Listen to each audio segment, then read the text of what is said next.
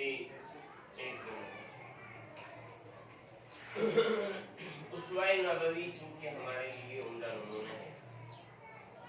یہاں ایک چیز آئی ہے کہ پورا عرب معاشرہ اگرچہ فسق و فجور میں تھا مگر آپ صلی اللہ علیہ وسلم کبھی لاغ و مشاغل کی طرف مائل نہ ہوئے. اس سے ایک سبق ہمیں یہ ملتا ہے کہ پورا معاشرہ اگرچہ اللہ کی مخالفت پر جمع ہو جائے تو آپ یہ نہ دیکھیں کہ میرے دوست ایسے ہیں، میرے ساتھ بیٹھنے والے ایسے ہیں، میرے ہم عمر ایسے ہیں، میرے چچزاد ماموزاد و خالازاد ایسے ہیں، بلکہ آپ کیا دیکھیں گے آپ کا آئیڈیل کون ہے؟ آئیڈیل کون ہے؟ آئیڈیل کون ہے؟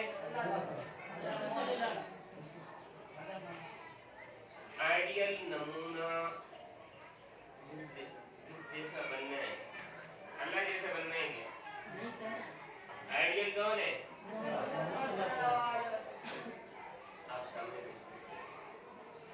دیکھیں. تو میرے بھائیوں معاشرہ سارا تبدیل ہو جائے اور وہ کہے کہ اس چیز میں نفع ہے، اور حضور صلی اللہ علیہ وسلم فرماتے ہیں کہ نہیں اس چیز میں نقصان ہے. تو آپ نے معاشرے کی ماننی ہے. کس کی ماننی ہے؟ معاشرے کی مانیں گے. کس کی مانیں گے؟ حضور صلی اللہ علیہ وسلم. کیونکہ ذہنی طور پر حاضر رہیں. پورا معاشرہ کہتا ہے کہ سود لیں گے تو آپ کا ملک چلے گا، آپ کا کاروبار زندگی چلے گا. آپ صلی اللہ علیہ وسلم نے سود لینے سے منع فرمایا تو ہم معاشرے کے سامنے مجبور ہیں، لہٰذا ہم سود لیں گے، لہٰذا ہم سود لیں گے. آپ لوگوں کا دماغ سویا ہوا ہے. ہم سود لیں گے؟ میں اگر کوئی چیز غلط کہہ رہا ہوں تو آپ اس کو سنیں، اس کی تصدیق نہ کریں فوراً. ہم کیا کریں گے اگر معاشرہ کہتا ہے کہ سود لیں اور حضور صلی اللہ علیہ وسلم فرماتے ہیں کہ سود نہ لیں تو کیا کریں گے ہم؟ آپ صلی اللہ علیہ وسلم نے اس پر عمل کر کے دکھایا ہے. دوسرا حصہ آیا کہ آپ کا وقت غار حرا میں گزرتا تھا، جو آخری بعثت سے پہلے کے سال. تو مقصد ہے کہ اگر آپ کو عبادت کے لیے دنیا میں رہ کر یکسوئی نہیں ہو تو آپ کچھ وقت کے لیے اپنی زندگی سے کچھ دن نکال کر اپنے ساتھ کھانا پینا اور خرچہ لے کر اللہ کی دین میں غور و فکر کے لیے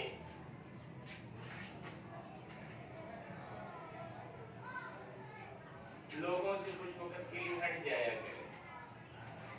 اسلام میں اس کی بھی چند مثالیں ہیں جسے اعتکاف کہا جائے. جسے اعتکاف کے متعلق کوئی ساتھی جانتے ہیں؟ کوئی اعتکاف کے متعلق جانتے ہیں؟ ہاتھ کھڑا کریں. آپ جانتے ہیں اعتکاف؟ رمضان کے آخری 10 دنوں میں جب 20واں روزہ ہوتا ہے اس دن مغرب کے بعد جا کر لوگ مسجد میں رک جاتے ہیں کہ وہاں بیٹھ کر قرآن پاک ذکر و تلاوت اور فضول باتوں سے احتیاط کرنے کے لیے وہاں ہوتے ہیں. اس کو کیا کہا جاتا ہے؟ کتنے آئے ہو؟ ایک لیٹر ہے 12 اچھا یہ ہو گئے 12 اور 24.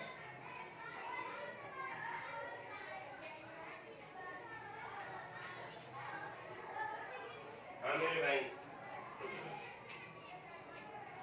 تو اب اعتکاف آپ لوگوں نے کبھی دیکھا ہے کسی کو اعتکاف میں؟ اعتکاف میں کبھی کسی کو دیکھا ہے آپ لوگوں نے؟ پہلے سے آپ لوگوں کے ذہن میں ہاں. چلیں آگے چلیں. بعثت کے بعد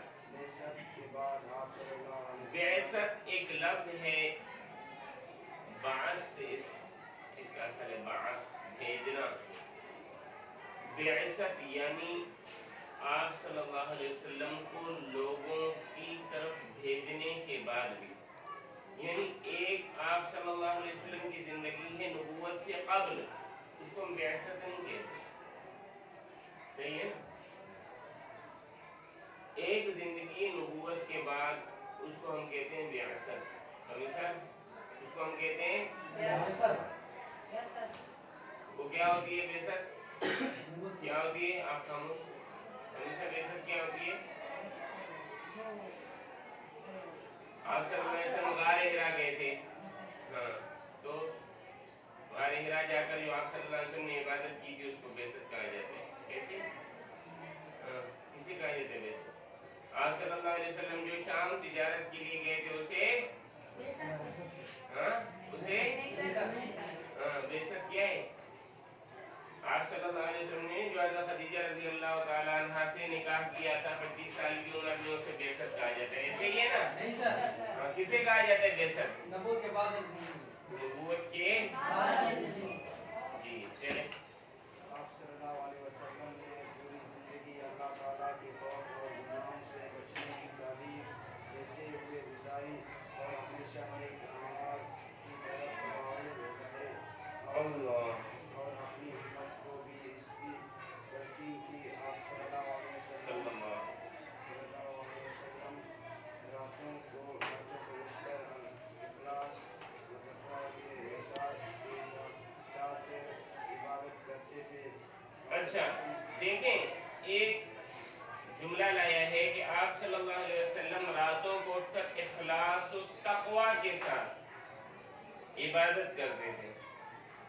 اس سے اس کی کوئی وضاحت کر سکتا ہے کہ رات کی عبادت کیسے اخلاص و تقویٰ کے ساتھ ہوتی ہے؟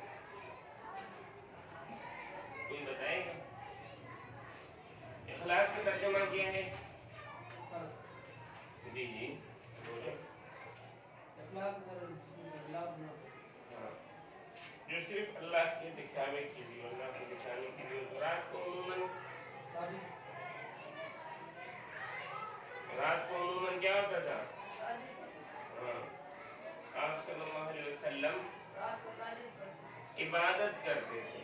تہجد کا معنی ہوتا ہے بستر سے الگ ہونا. بستر چھوڑ دیتے تھے. بستر چھوڑ دیتے. وہ شاعر کہتے ہیں پاگل نہیں ہوں میں کہ جاگوں تمام رات.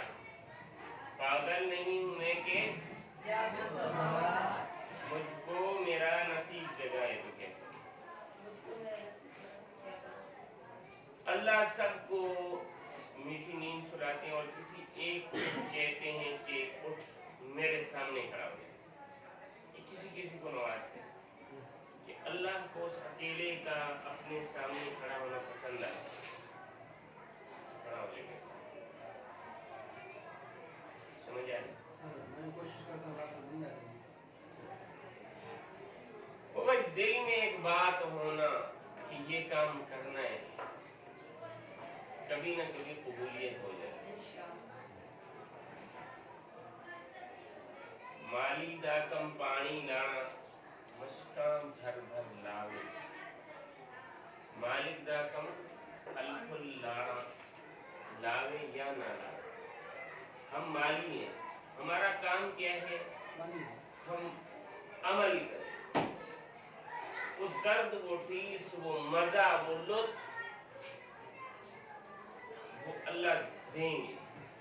سمجھ چلیں.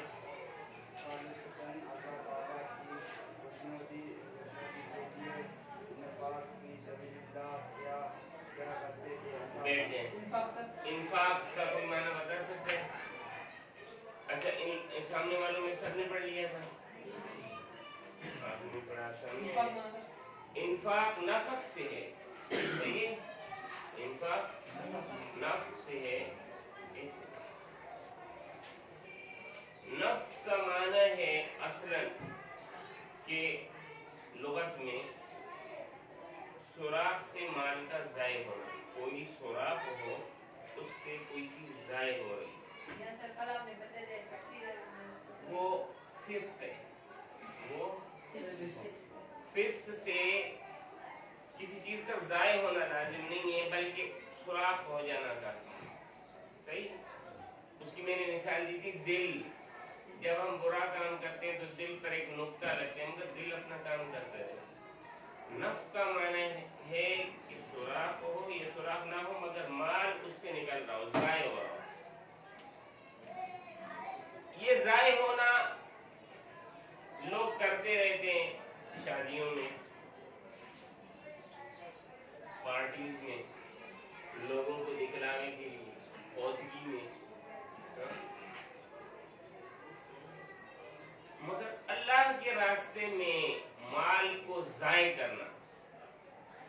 مال کو بے وقت بنانا اللہ کے راستے میں، اللہ کو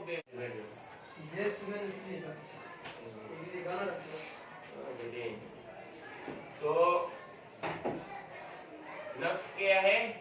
انفاق فی سبیل اللہ، اللہ کے راستے میں مال کی محبت کا نہ ہونا، سمجھ آ رہی؟ اللہ کے راستے میں مال کی محبت کا نہ ہونا، مال ضائع کرنا نہیں، مال خرچ کرنا، صحیح؟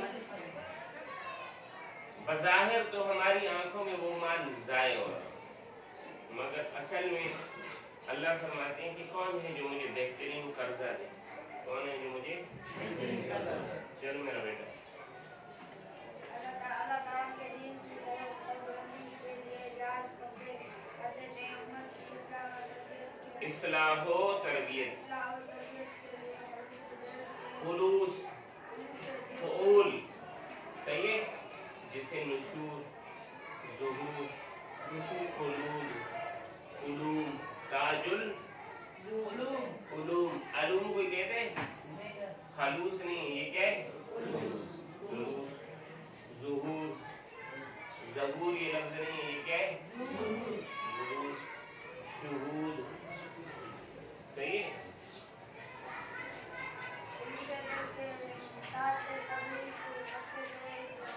تبلیغ کا لفظی معنی پہنچانا، صحیح ہے؟ یہ لفظ نکلا آپ صلی اللہ علیہ وسلم کے اس فرمان سے کہ آپ صلی اللہ علیہ وسلم نے خطبۃ حجۃ الوداع، جو آپ صلی اللہ علیہ وسلم کا آخری حج تھا، اس کے خطبے میں آپ صلی اللہ علیہ وسلم نے جب باتیں فرمائیں، نصیحتیں دی، جو کہ تمام آنے والے لوگوں کے لیے، چاہے وہ مسلمان ہوں چاہے وہ غیر مسلم ہوں، پوری دنیا کے لیے ایک بہترین پیغام تھا، جس میں حقوق کی تعلیم دی گئی تھی، جس میں بہترین معاشرے کی تشکیل و تربیت کے متعلق بات کی گئی تھی۔ اس میں آپ صلی اللہ علیہ وسلم نے جب اپنی بات مکمل فرمائی تو آپ صلی اللہ علیہ وسلم نے دو باتیں فرمائی۔ پہلا، لوگوں سے پوچھا کہ میں نے اپنا حق ادا کر دیا، تو لوگوں نے کیسے آپ نے ادا کیا؟ آپ کو جو چیز دی گئی تھی وہ آپ نے پہنچا دی۔ پھر اس کے بعد آپ صلی اللہ علیہ وسلم نے فرمایا فَلْيُبَلِّغِ الشَّاهِدِ الْغَائِبَ، جو لوگ موجود ہیں یہ میری باتوں کو ان لوگوں تک پہنچائیں جو یہاں موجود نہیں ہیں۔ فرسٹ پرسن کہتا ہے سیکنڈ پرسن سے کہ سیکنڈ پرسن تھرڈ پرسن تک یہ بات پہنچا دے، سمجھ آ گئی؟ فَلْيُبَلِّغِ الشَّاهِدِ الْغَائِبَ، جو یہاں موجود ہیں، جو یہاں سیکھ رہے ہیں، وہ ان باتوں کو دوسروں تک پہنچا دیں۔ اس پہنچانے کے عمل کو تبلیغ کہا جاتا ہے، صحیح ہے؟ تبلیغ صحابہ نے اس کو اپنایا، چنانچہ 1,24,000 کے قریب کم و بیش صحابہ ہیں، جن میں سے کوئی 1,000 صحابہ ارض الحرمین جو عرب کنٹریز ہیں اس میں مدفون ہیں، بقیہ صحابہ الگ الگ جگہوں پر ان کی قبریں ہیں، سکھر کے ساتھ چلے جائیں ان کی قبریں، پنجور چلے جائیں ان کی قبریں، مکری میں چلے جائیں ان کی قبریں، کوئی فرانس میں ہیں، کوئی ٹیونس میں ہیں، کوئی کہاں پر ہیں، یعنی پوری دنیا میں وہ پھیلے، سمجھ آئی؟ گھر بار چھوڑا تو اللہ کے دین کی بات سکھانے کے لیے لوگوں تک جانا آپ صلی اللہ علیہ وسلم کے حکم کی تعمیل ہے، صحیح؟ آپ صلی اللہ علیہ وسلم نے فرمایا نظر اللہ عبدا سمع مقالتی فحفظها وعاها ثم اداها فرب حامل فقه الى من افقه منه، اللہ تعالیٰ سرسبز و شاداب رکھے اس شخص کو جس نے میری بات سنی اور سننے کے بعد اس کو یاد کر لیا، یاد کرنے کے بعد دوسروں تک پہنچا دیا۔ اور آپ صلی اللہ علیہ وسلم نے فرمایا کہ بعض مرتبہ آدمی ایک بات یاد کر کے اگلے تک پہنچاتا ہے اور وہ اگلا اس سے زیادہ میری بات کو سمجھتا ہے. ایک بات میں نے کی، آپ نے سن لیا، آپ نے جا کر دوسرے کو بھی عینی ہی وہی لفظ بتا دی. دوسرا ہو سکتا ہے آپ سے زیادہ عمل کرے. مثلا آپ نے، آسان سی مثال دیتا ہوں، لازمی نہیں کہ یہی چیز، میں نے آپ کو بتا دیا کہ بھائی سود نہ کھاؤ، آپ صلی اللہ علیہ وسلم نے فرمایا. آپ نے جا کر ایک کو بتا دیا اور وہ ایسے لوگوں کو جانتا ہے جو سود لیتے ہیں. بھائی اپنے قریبی رشتہ داروں کا حق نہ کھاؤ. ایسا آدمی ہے جو اس میں ملوث ہے تو وہ اس کو زیادہ سمجھے گا اور وہ اس سے زیادہ بہتر بچنے کی کوشش کرے گا. یہ کرسی کا چینج کر دیجیے گا، اس کا ایکسیپٹ ہوتا ہوگا. چلے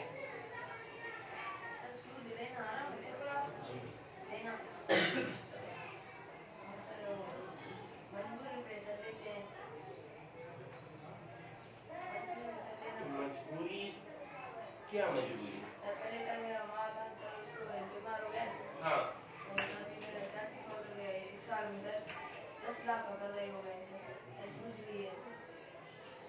لا الہ الا اللہ. کوشش کرنی چاہیے کہ جب حرام کا معاملہ آ جائے اور آپ کے پاس کوئی بچنے کا راستہ نہ ہو، حرام کا معاملہ آ جائے اور بچنے کا راستہ نہ ہو، تو بقدر ضرورت، بوقت ضرورت اس کو استعمال کریں اور اس سے جلد جان چھڑانے کی کوشش کریں. اس کی میں آپ کو ایک مثال دیتا ہوں. آپ کو بھوک لگی ہوئی ہے، کھانے پینے کے لیے کچھ نہیں اور مرا ہوا گدھا پڑا ہے، مرا ہوا گدھا پڑا، تو آپ کیا کریں گے؟ گدھے کو روسٹ بنائیں گے، اس کی سجی وجی بنائیں گے، کچھ گھر اسٹاک کر کے لے جائیں گے اور کچھ یہاں پر دبا دبا کے کھائیں گے. ایسے ہی کریں گے، اتنا کھائیں گے کہ زندگی بچ سکے. ایسے ہی ہے. اور حلال کی کوشش کریں، حلال نہیں ملتا تو پھر حرام کو بقدر ضرورت، بوقت ضرورت استعمال کریں، اس کو مزاج نہ بنے. چلے بس یہی ہے، قانون بتا دیا. اپنے معاملات میں اس کو فٹ کریں، ہر ایک کا قصہ نہ سنو. راستوں کی تعلیم اور قانون و تربیت کے لیے لوگوں سے بڑائی کرتے تھے. رضوت کرنے کی یہ لفظ ہے آخری دیکھیے سر کے موقع پر اپنے سے اور نادار مسلمان جو اخلاص و تقویٰ کی دولت سے پائے میرے نبی اکرم صلی اللہ علیہ وسلم کے پاس اس نیت سے آئے کہ وہ جہاد میں شرکت کریں، لیکن ان کے پاس ساری کا انتظام نہ تھا. اس لیے حضور صلی اللہ علیہ وسلم کو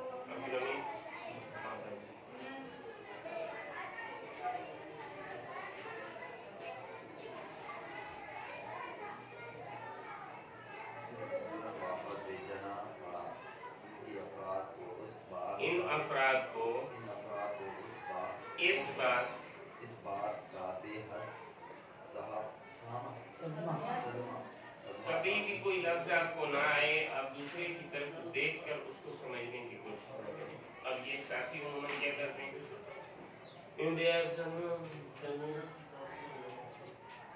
لفظ آپ کے سامنے ہے، آپ اس پر توجہ کریں کہ یہ کیا لکھا ہو. ادھر ادھر نہ دیکھیں، وہی کا انتظار نہ کریں، وہی بند ہو چکی ہے.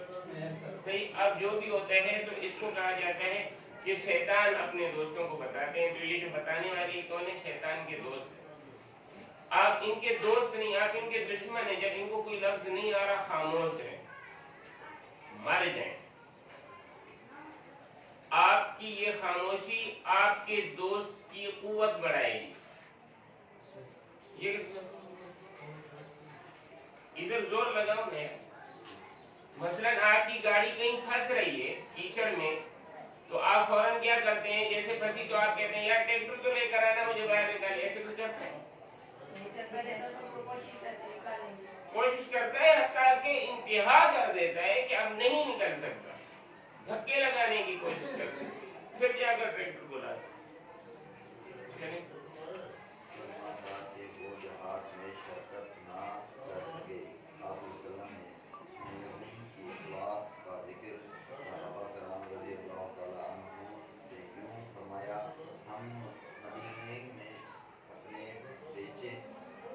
अपने पीछे मुझे कुछ लोग छोड़े आए हैं जिस जिस वादी या मिठाई जिस वादी या मिठाई या मिठाई देखो लफ्ज है। जोड़ करो का तेर मार से छुट्टी घाटी जी घाटी से भी अहम गुजरे ये वो हमारे साथ ही होंगे क्योंकि वो लोग गुर्बत के वजह की वजह से पीछे रह गए। उज़्र कहते हैं मजबूरी, उज़्र कहते हैं मजबूरी। आपने ऐसा क्यों फरमाया कि वो हमारे साथ होंगे, हालांकि वो तो मदीना में थे। मकसद है वो हमारे सवाब में शरीक है। सही, चलिए बैठ जाए, आ जाए आप। सर इस जंग में सर अबू बकर सिद्दीक़ रज़ियल्लाहु ताला अन्हु सारा घर का माल लेके आए थे सर। रज़वा ए तुबू इस जंग में सर लेके आए थे अबू बकर सिद्दीक़ रज़ियल्लाहु। देखिए आगे लिखा हुआ है ना। जी हजरत, आवाज से आवाज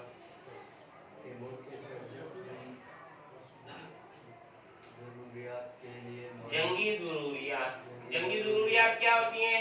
मसलन बारूद वगैरह सर, बारूद वगैरह, सामान वगैरह सर बताइए। घोड़ों का जंगी जरूरियात की सबसे बड़ी जरूरत ये होती है कि आपके सफर का राशन, आपके जख्मियों की मरहम पट्टी।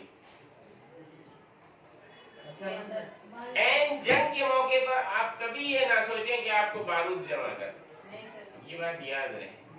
मैदान जंग में घोड़े मोटे नहीं होते। आपको बारूद, हथियार व अइदू लहुम मस्तताअतुम मिन कुव्वतिन व मिन रिबातिल खैल, ये जंग से पहले की चीज है।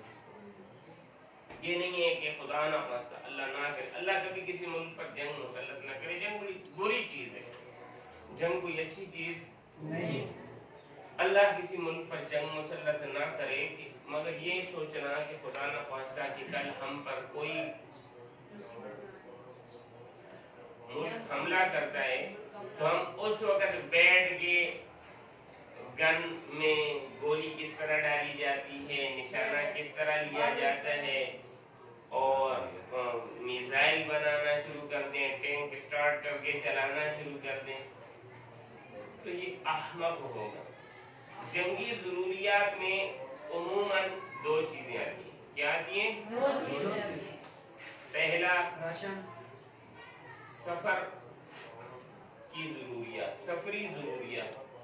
यहाँ से वहां जाना है और वहां पहुंचकर इन लोगों को दोबारा मदद पहुंचानी है। समझ आ रही है? ये दोनों अहम हैं। आपको यहाँ से वहां जाना है और पीछे आपकी मदद बंद ना हो, ये पहली। दूसरी, वहां पर जो लोग जख्मी हो रहे हैं उनको फर्स्ट एड कैसे दी जाए, वरना एक हल्का कट जिसकी फर्स्ट एड ना की जाए मौत का सबब बनता है। समझ आए? इससे आपको बड़ा नुकसान हो सकता है। ये सफरी जरूरियात, ये जंगी जरूरियात होती हैं। चलिए जरूरियात,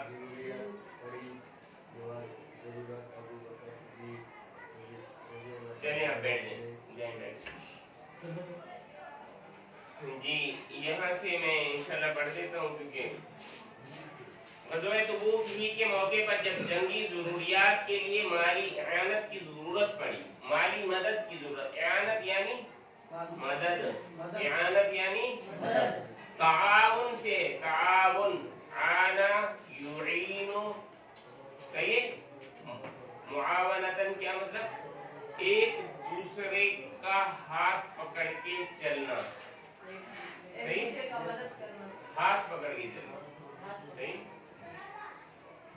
तो हजरत अबू बकर सिद्दीक रज़ी अल्लाह, ये अबू बकर है, अबू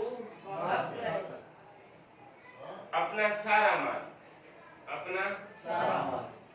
उमर फारूक रज़ी अल्लाह तआला अन्हु ने अपना आधा माल पेश किया। باقی صحابہ کرام رضی اللہ عنہم اجمعین نے اپنی اپنی حیثیت کے مطابق اللہ تعالی کی راہ میں اس کی خوشنودی کے لیے مال لیا. اب اس کا ربط ہو گیا، یہ لفظ جو ہے نا اس کی خوشنودی کے لیے، اللہ کی خوشنودی کے لیے اس پیراگراف کا ربط ہو گیا پورے سبق کے ساتھ. بھائی آپ جو کہہ رہے ہیں کہ انہوں نے مدد جمع کیا، جنگی چیزیں کی، یہ وہ، اس کے اخلاص اور تقویٰ سے کیا ضرورت ہے؟ کیا ربط ہے، کیا تعلق ہے اس کا؟ تو فرمایا اس کی خوشنودی کے لیے، اس کی خوشنودی کے لیے کیا سبق میں اس کا تعلق سمجھ آ گیا نا. ایک صحابی کے پاس دینے کو کچھ نہ، تو انہوں نے دن بھر کی مزدوری کی جس کے عوض کچھ کھجوریں ملی، جس کے عوض کچھ انہوں نے وہی کھجوریں حضور صلی اللہ علیہ وسلم کی خدمت میں پیش کر دی. حضور صلی اللہ علیہ وسلم نے ان کے جذبہ اور اخلاص کی بڑی قدر کی، بڑی بس معلوم ہوا. اچھا آپ صلی اللہ علیہ وسلم نے کیا کیا، یہ صاحب کتاب نے نہیں فرمایا. آپ صلی اللہ علیہ وسلم نے ان کھجوروں کو لے کر وہ جو کھجوریں پڑی ہوئی تھی ان کے اوپر بچھا دیا. سمجھ آ رہی ہے؟ کئی ساری کھجوریں پڑی ہوئی تھی، آپ نے ایک مٹھی کھجور لے کر وہ ان کے اوپر ایسے پھیلا دیا. یہ کسی کی ہمت بڑھانے کے لیے ہوتا ہے کہ جی آپ کا یہ تھوڑا مال نہیں ہے، یہ تو بہت بڑھ گیا جی، اس نے تو تمام مال کو گھیرے میں.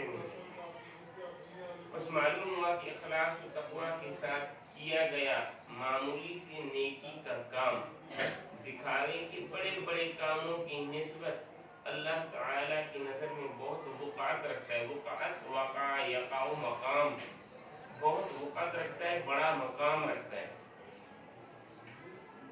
اس پورے سبق کا خلاصہ کیا ہے کہ چھوٹے بڑے تمام اعمال اگر اخلاص اور تقویٰ کے ساتھ صرف اور صرف اللہ کی خوشنودی اور رضا کے لیے کیے جائیں نا، صرف اور صرف کس لیے کیے جائیں، اللہ کی خوشنودی اور رضا میں، تو اللہ تعالیٰ کی ہاں اس کی بڑی قدر و قیمت ہے، بڑی قدر و قیمت ہے. کام میرے لیے کیے. دنیا میں بھی اسی طرح آپ اپنے بچے کو محبت سے، کئی بچے ہیں نا، ایک بچے کو لائے قریب،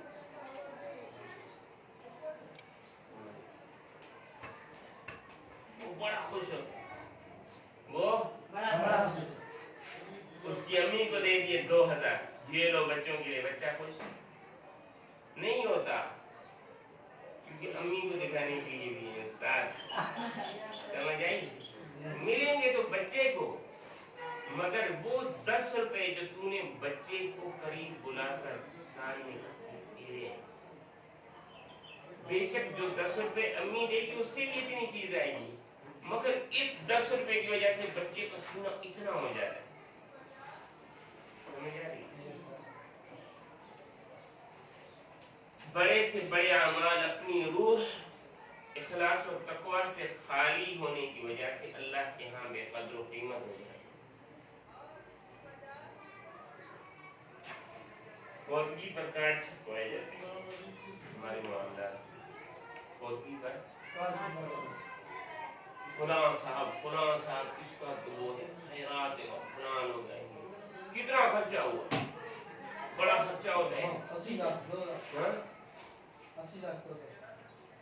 لوگ داخل ہو رہے ہیں، غریب باہر نکلو، وہ جو بچے ہوئے چاول ہیں یار ان میں تقسیم کرو، وہ جو واپس آ رہے. اب اس 1 لاکھ 2 لاکھ 4 لاکھ 5 لاکھ 10 20 لاکھ کا اللہ کی آپ سمجھتے ہیں کہ یہ وڈیرے کھائیں گے، یہ مولوی صاحب کھائے گا، یہ دکھلانے والے لوگ کھائیں گے اور میرے ابا حضور کو ثواب ملے گا؟ ممکن نہیں ہے بیٹا. آپ 1 کلو گندم لی، پڑوس کے گھر میں گئے، غریب کے گھر میں دروازہ بجایا، بچہ نکلا، بیٹا یہ میرا، نکل کر آئے. نہ پڑوسی کو پتا کہ دینے والا کون تھا، نہ اس کے بچے کو پتا، نہ دوسرے لوگوں کو پتا چلا کہ یہ آیا کہاں سے. ہے کتنا؟ 1 کلو گندم، کتنی؟ 1 کلو۔ مگر یہ 1 کلو گندم اس 10 لاکھ کی خیرات سے وزنی ہے۔ اس چیز کو ٹرینڈ کرو، عام کرو، لوگوں کا ذہن بناؤ کہ لوگوں میں دکھلاوے کے لیے خیرات سے بہتر ہے مستحقین کے گھر پر جا کر کچھ پہنچاؤ۔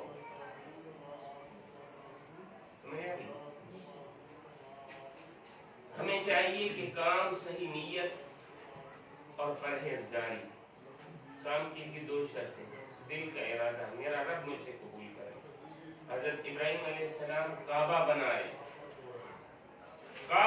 رہے ہیں بیٹے کے ساتھ مل کر، دعا مانگے، ربنا تقبل منا انک انت السمیع العلیم، یا اللہ یہ خدمت ہم سے قبول کر لیجیے، ہم سے قبول کر لیجیے۔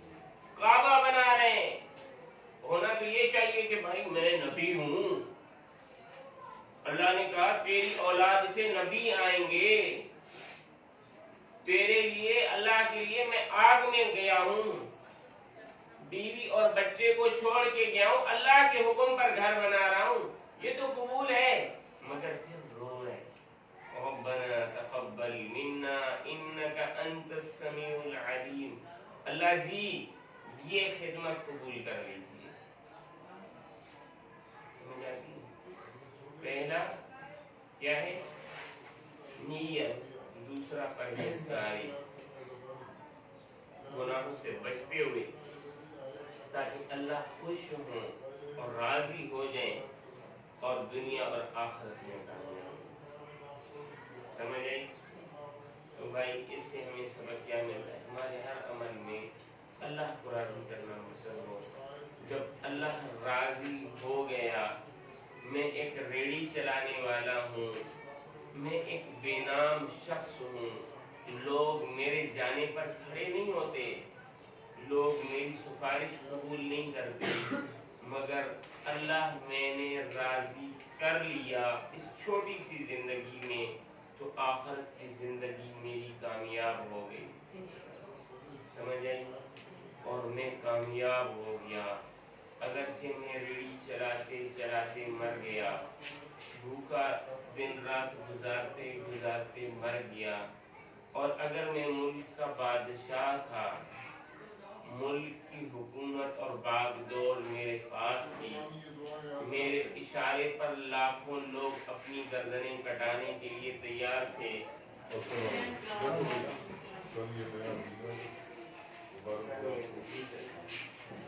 بیٹھ جائیں آپ۔ جی سر۔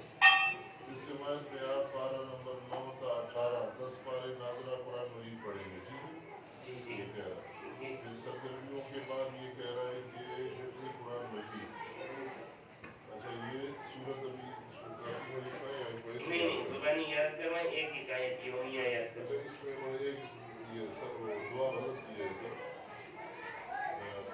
غفرانک الحمدللہ، غفرانہ کا مکمل ہے، غفرانہ کا ایک مکمل دعا ہے بیت الخلاء سے نکلنے کی، اور الحمدللہ الذی اذھب عنی العذاب وعافانی یہ ایک مستقل دعا ہے، مگر غفرانہ کا دعا جو غفرانہ یہ مکمل ہے، یہ خود بھی مکمل ہے، یہ درست ہے۔ آگے پھر یہ پھر ان کو لکھ کر دکھا دیں، اگر لکھ کر دیں کہ بہتر ہے، ورنہ زبانی یاد یہ پریکٹیکل چیزیں، باب اول پریکٹیکل ہے، یہ باب اول میں 2-3 چیزیں تو ان کو لکھا ہے نا، اچھا ہے جی بہتر ہے۔ یہ زبردست چیز ہے انہوں نے بنایا۔ اب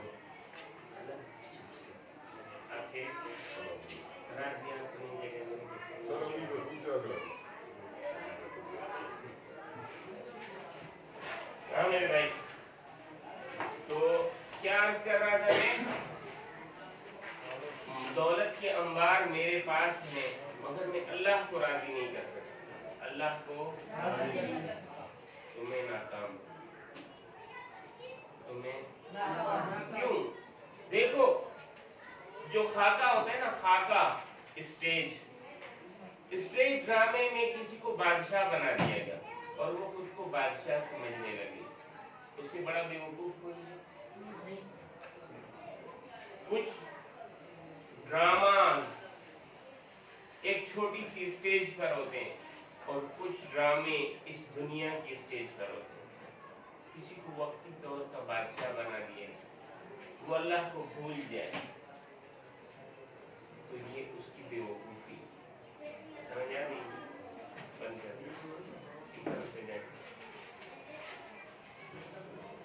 چلے لے کر آئے کتابیں لے کر آئے.